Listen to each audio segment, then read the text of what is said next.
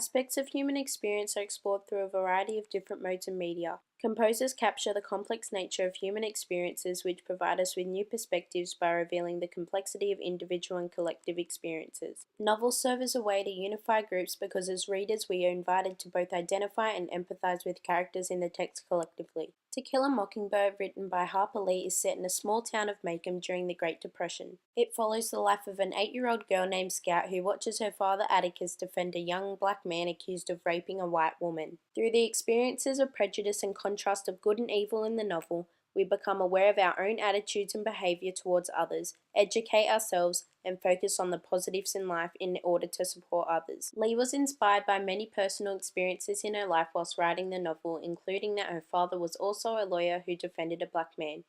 It is a powerful way to help victims of prejudice and racism, as it illustrates how we can understand collective experiences as a society. Throughout the novel, Lee uses the extended metaphor of the mockingbird to represent innocence destroyed by the evil, which challenges individuals to think about the imminent goodness and evilness of people. Lee has invited readers to share experiences of the characters, the way they feel, empathize, and communicate.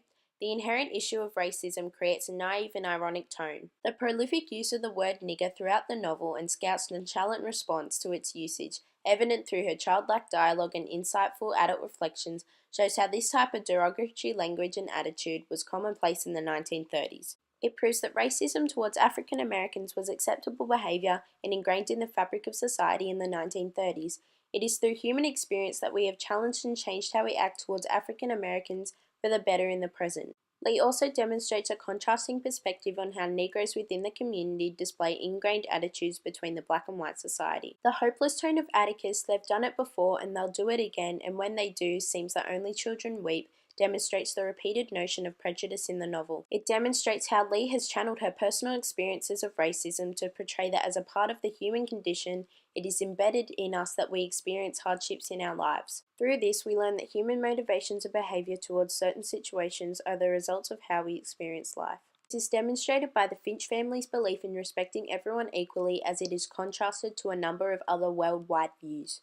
Lee indicates that a preconceived notion about a person is based to which group in society you may belong to. Ultimately, Lee has created To Kill a Mockingbird to confront society about the negative human experiences. Her novel expresses judgments and conflicts about lifestyle and values about human experiences.